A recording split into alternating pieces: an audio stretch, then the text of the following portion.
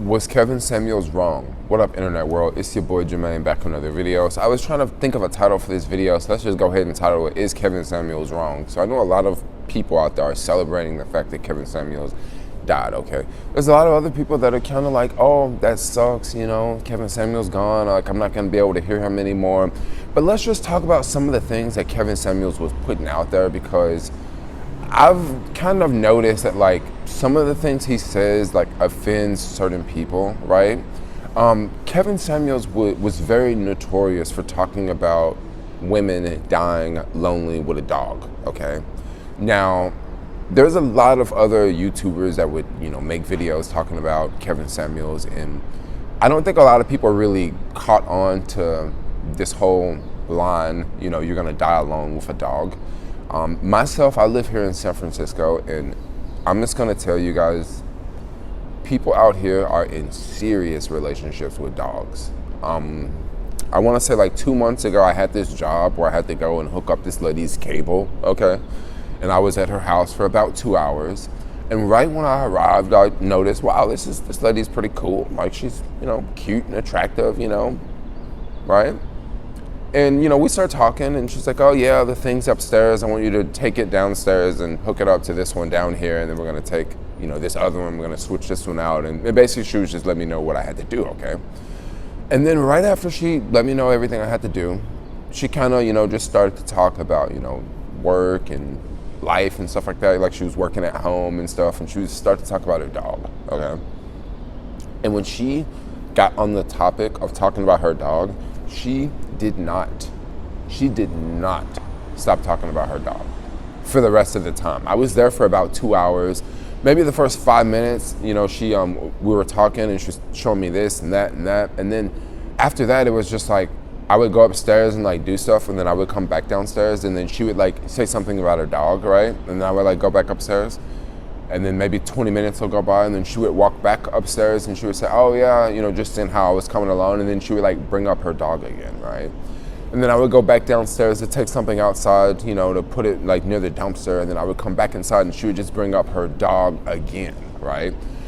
You know, after being there for about an hour and a half, I just kind of figured out that this lady is probably in a relationship with her dog. She hasn't said anything about a partner. I mean, look at her house. Like, does it look like anyone else lives here? I mean, maybe she has a boyfriend, maybe she has a girlfriend. But for the most part, it sounds as if this chick is dating this dog. Now, I never saw the dog because the dog was at doggy daycare, right? You know, instead of taking your child to a daycare, you just go get a dog and you take your dog to a daycare. Because the thing is, to have a child, you actually have to have a man to have a child, right? You gotta have someone to sleep with you to have a child. I guess you could go to a sperm donor, right? But you actually gotta have a man, but and that you gotta be compatible with that man, okay? You gotta be able to, you know, deal with him. You gotta be able to deal with each other. It's much easier for a lot of women nowadays to just not have a man and just get a dog, because you can easily tell the dog what to do. The dog is never gonna talk back. You know, the dog's not gonna say, you know, you messed up my food wrong. The dog's not gonna say, you know, you didn't do my laundry. You know, at the end of the day, you just have the dog, and you can, you know, hang out with the dog all day. You know, Friday, Saturday, Sunday, you know, go cuddle with your dog, right? So when Kevin Samuels was talking about, you know, you're gonna die alone, you know, with a dog, I think a lot of people don't really, I think that sort of flew over a lot of people's heads, right? I think a lot of people are like, well, what are you talking about? I'm gonna die lonely with a dog. I'm telling you, like in San Francisco, a lot of things happen in this city before it happens in Atlanta, Georgia. A lot of things happen in this city before it happens in a lot of other places around the country, right? And for me, just over the past couple of years, I've been noticing like, you know, people literally in relationships with a dog, with an animal. Like I've been noticing this thing.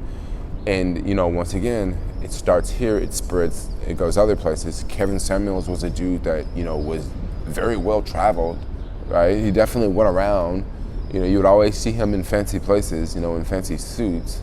So I think he knows what's going on. But maybe to a lot of people watching, maybe you just don't get it, you know, because maybe where you live, maybe you don't see people, you know, in a relationship with a dog like I kind of see it out here. That wasn't the only chick I've seen like that. Like I've seen multiple people like this out here. You know, I even seen men like out here with dogs. Like you'll see a dude 6 foot tall walking this little tiny dog like on the street, you know, and it's like maybe it's his girlfriend's dog, you know, but then you hear him talking to the dog and it's just like, oh, Pickles. It's like, dude, you're 6 foot tall and you're yelling at this dog named Pickles, you know, like I'm not making this up, but it just seems like it just seems a little weird, you know. But this whole, you know, die alone and die with a dog, like I could definitely see this thing being huge in the future. And then also when Kevin Samuels was talking about marriage, I understand that there are a lot of people that disagree with marriage, okay? Especially in this city. Like I know so many people in San Francisco that are against marriage. They say it should not exist. I think that's crazy. I think that marriage is cool, to be with one person and to, you know, just be with that one person and not, you know, sleep with everyone else, just have one partner. Like I don't see a problem with that. Kevin Samuels was definitely an individual that was really big on have family and have kids, and, you know, a lot of things that Kevin Samuels would say about, like, you know, being a high valued man. Some of that stuff sort of, you know, flies over my head, because I don't necessarily think that every dude should focus on being a high value man. I think if every dude focused on being a high value man, like I just don't even see how that would be possible, because being a high value man, at least with Kevin Samuels' definition, is not that easy to accomplish.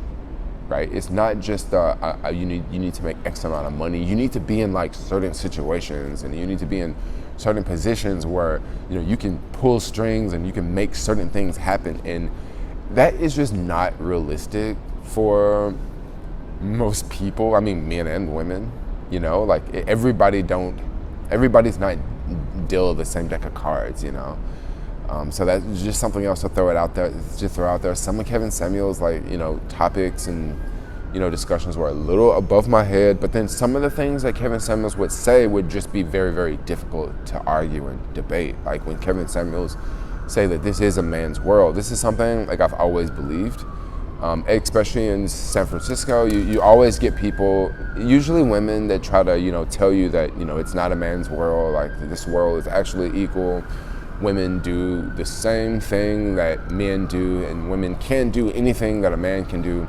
But when you actually sit back and think about it and really think about like what jobs are, you know, taken by what sex of people, you quickly realize that, like, yeah, it sort of is a man's world. You know, you can sort of, you know, believe this fairy tale that, like, you know, yeah, women can do every job that a man can do. But if that's the case, why aren't women doing more jobs than men? Like, why are men doing the most dangerous jobs, right? Like, you know, working in, you know, nuclear energy and all that, and war, right? Why are men like doing the most dangerous things? Because we're just different species, you know. I know a lot of people say that, no, we're all the same, and, you know, just because, you know, you're a guy, you can't say you're better than a woman. But at the same time, a guy doesn't have a baby for 9 months, you know, versus a woman. So I'm not saying that one is stronger than the other one, but I'm just letting you know that, like, you know, men don't have babies. So, you know, you can say that we're equal in your own imagination. You can say that men and women are equal, but in my mind, I definitely don't see that, especially all the countries I've been to around the world. It is hands down a man's world, especially once you leave the Western culture. You know, in Western culture, you know, and, you know, US, UK, there's a lot of rights, right? There's a lot of rights, a lot of women's rights. But you go to a lot of other countries, it's just not even the case. It's not even like that at all. I mean, even in a place like the US and the UK, you have a lot of rights for people in wheelchairs, bro.